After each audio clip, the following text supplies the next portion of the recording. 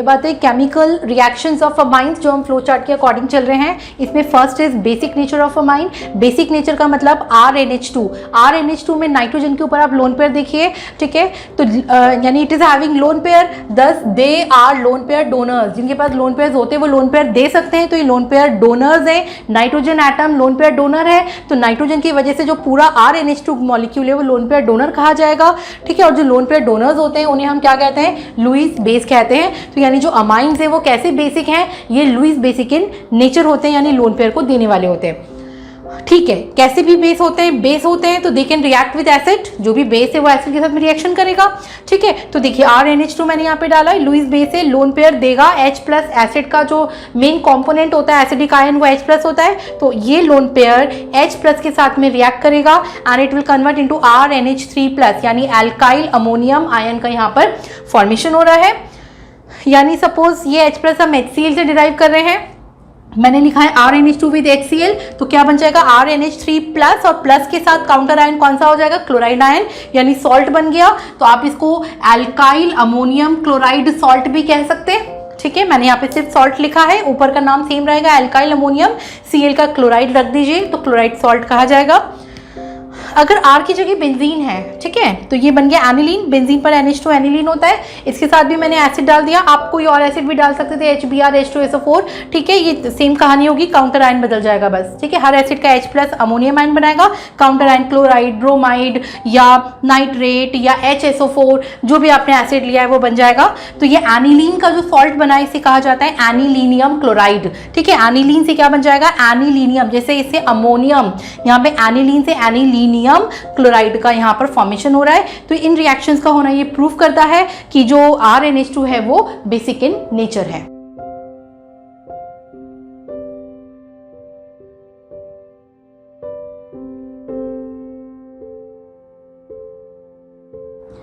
चलिए अब second reaction पर आते हैं, अल्काइलेशन। ये रिएक्शन आपने इसके मेथड ऑफ प्रिपरेशन में भी पढ़ी है। 1 डिग्री अमाइन है, ठीक है। आपने इस पे RX डाला तो क्या होगा, यहाँ से एक H और यहाँ से एक X हटाओ, ठीक है। ये हटा दिया HX की फॉर्म में। जब एक H X के साथ हट गया तो H की वैलेंसी पर ये R रख दीजिए, तो अब क्या बन जाएगा RNH, R का फॉर्मेशन हो गया, ठीक है। क्या मैं इसको बोल दूं कि ये 2 डिग्री अमाइन है।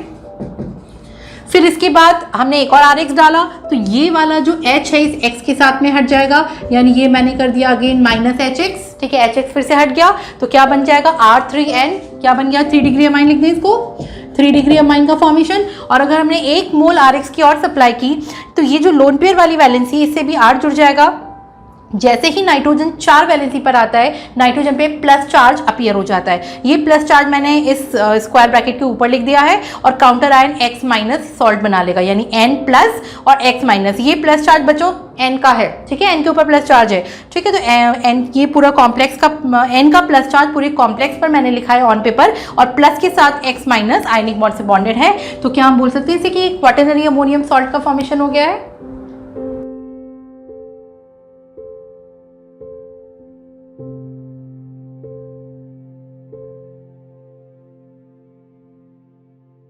चलिए अल्काइलेशन के बाद नेक्स्ट रिएक्शन पर आते हैं एसाइलेशन। एसाइलेशन वर्ड आपने कहाँ पढ़ा था, सबसे पहले फिडेलक्राफ्ट एसाइलेशन से ये वर्ड आपको इंट्रोड्यूस किया जाता है 11th क्लास में। असाइल ग्रुप होता है बच्चों CH3CO, ठीक है। ये जो CH3CO ग्रुप होता है ये वाला ग्रुप कहा जाता है असाइल ग्रुप, ठीक है। ये वाला ग्रुप कहा जाता है असाइल ग्रुप। तो जब असाइल ग्रुप किसी मॉलिक्यूल में इंट्रोड्यूस करते हैं तो उस प्रोसेस को आप क्या बोलेंगे, एसाइलेशन बोलेंगे।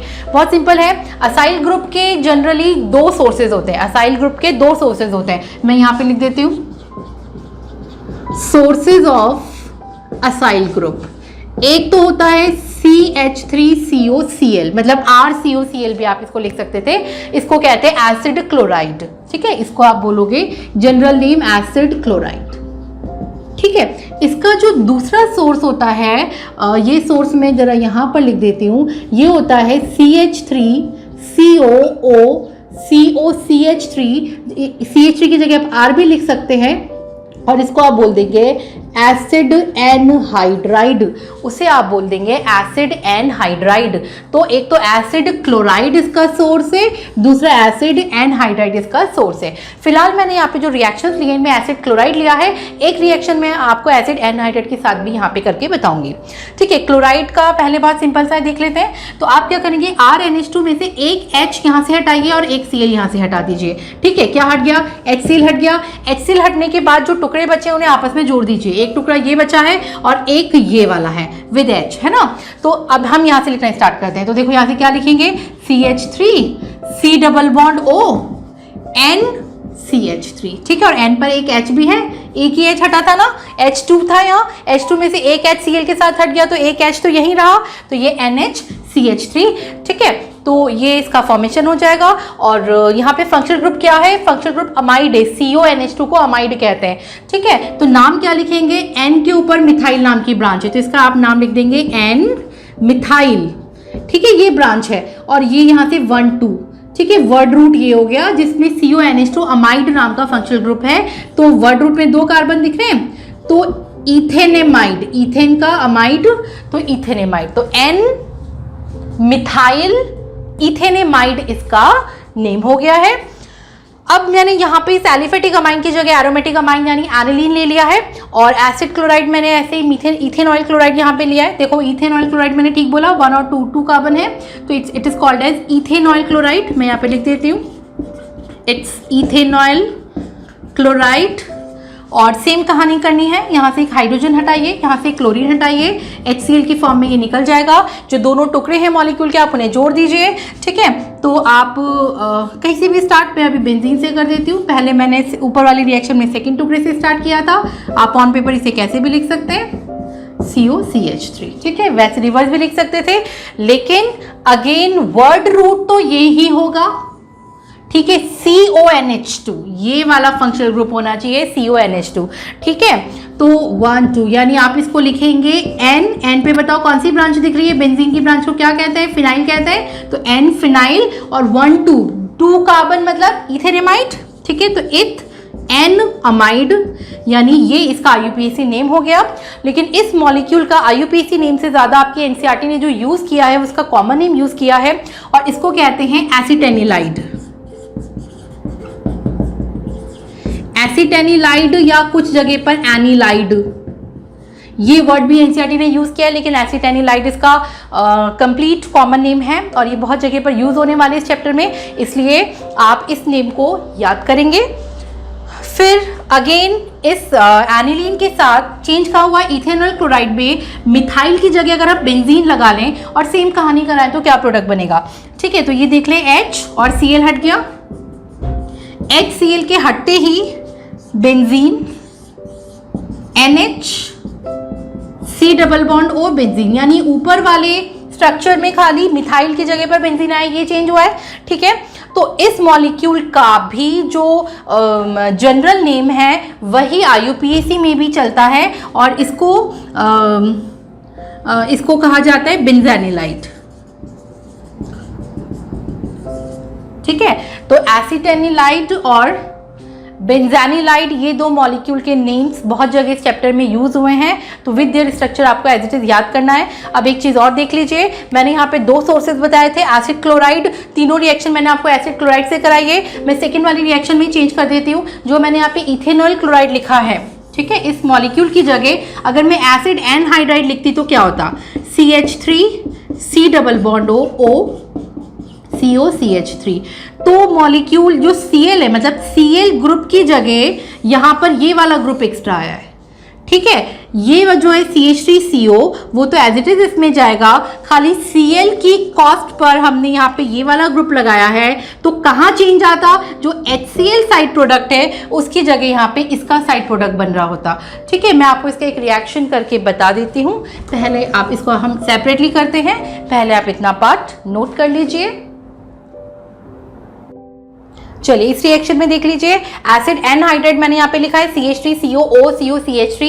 एसिड एनहाइड्राइड में CH3 की जगह आप और भी कोई ग्रुप लगा सकते थे, इथाइल प्रोपाइल ब्यूटाइल, ठीक है। तो मेन फंक्शनल ग्रुप जो है ना वो ये वाला है, एसिड एनहाइड्राइड इसे कहा जाता है, ठीक है।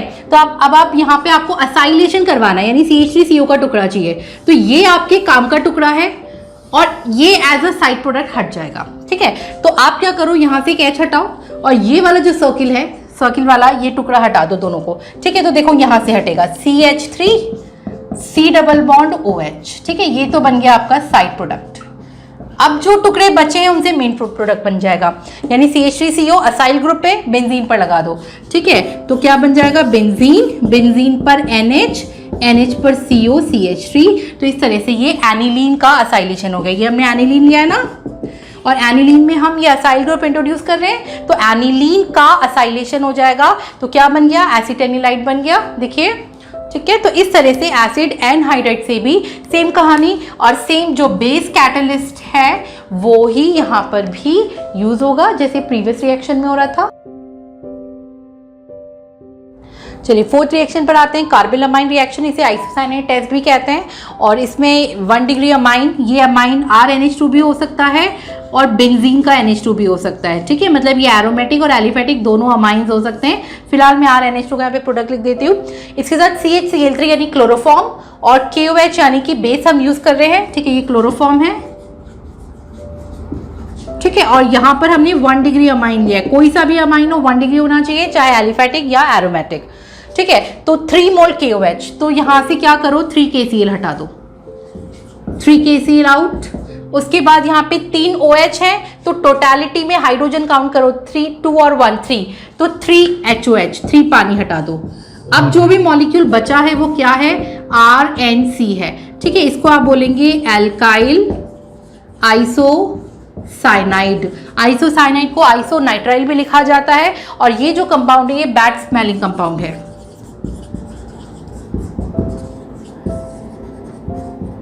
ठीक है। तो इसकी जो बैड स्मेल है उससे ही इसका डिटेक्शन होता है और 1 डिग्री अमाइन से डिटेक्ट किया जाता है, तो it is called as isocyanide test.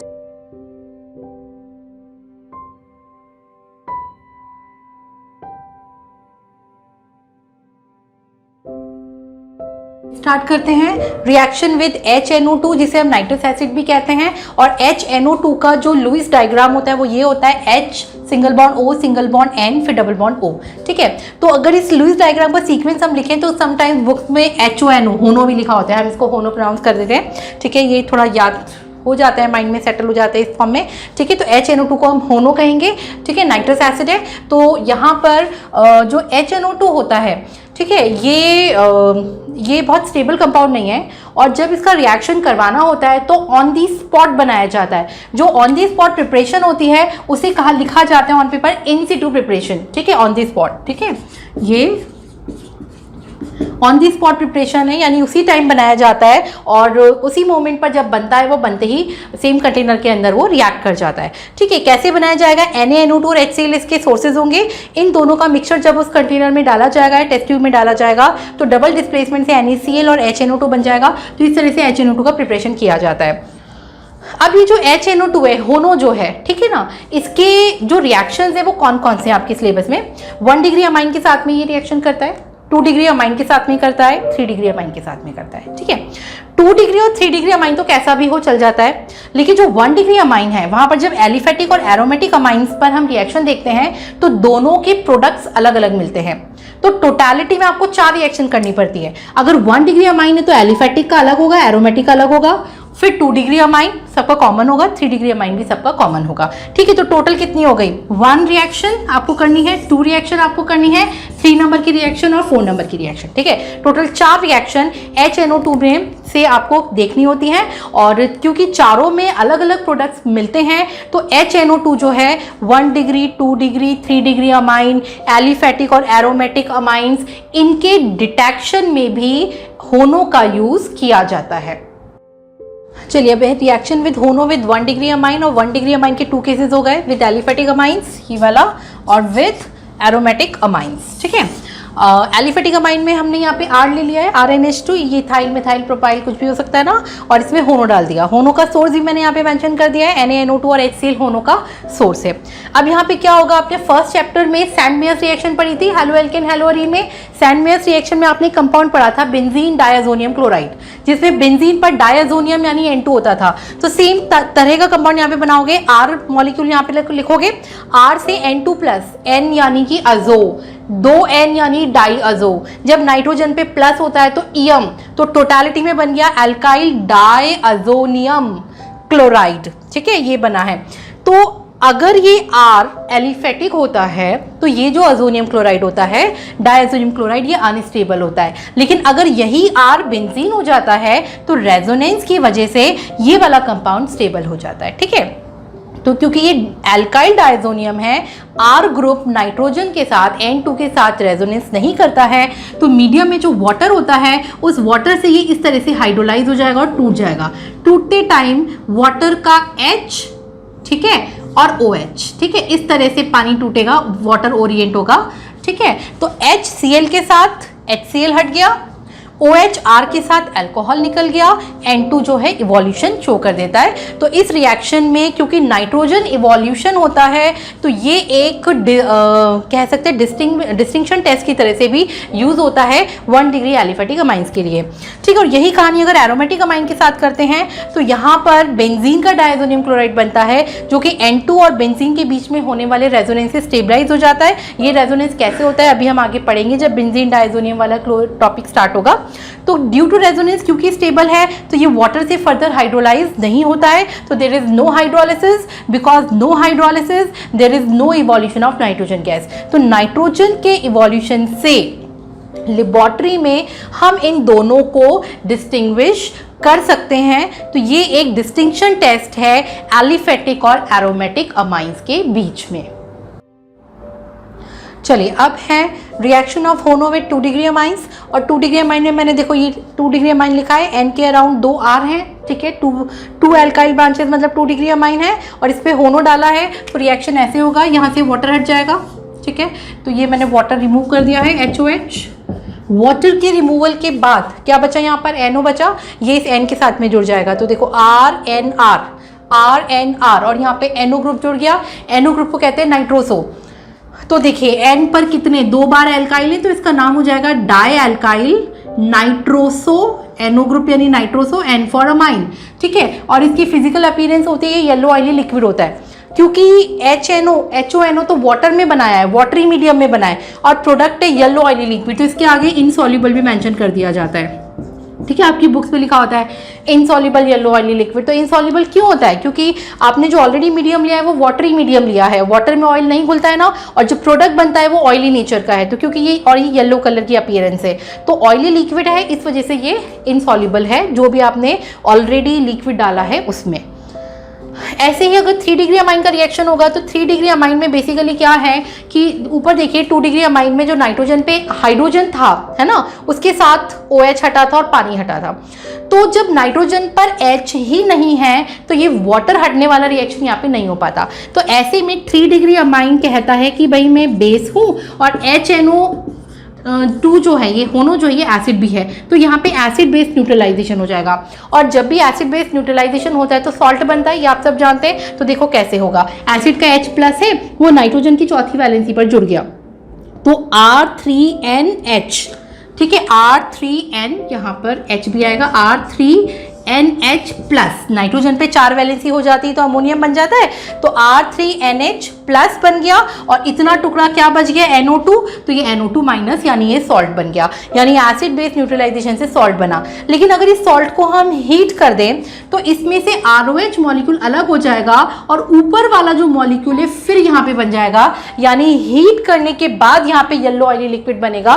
तो ये वाला टेस्ट भी डिस्टिंक्शन में यूज होता है 2 डिग्री और 3 डिग्री अमाइन के। और डिस्टिंक्शन टेस्ट कैसे होता है, 2 डिग्री अमाइन में तो होनो डालने पर ऑर्डिनरी टेम्परेचर कंडीशन पर येलो ऑयली लिक्विड बन जाता है, लेकिन 3 डिग्री अमाइंस में होनो डालने पर ऑर्डिनरी टेम्परेचर कंडीशन पे ये ऑयली येलो ऑयली अपीयरेंस नहीं आएगी। जब हम हीट करेंगे तभी येलो ऑयली लिक्विड का फॉर्मेशन होगा। तो वो 2 डिग्री में without heating yellow oily liquid है और 3 डिग्री में with heating yellow oily liquid का फॉर्मेशन है। तो ये जो डिफरेंस है ये इन दोनों में डिस्टिंक्शन करता है, इसलिए एज अ डिस्टिंक्शन टेस्ट वो यूज होता है।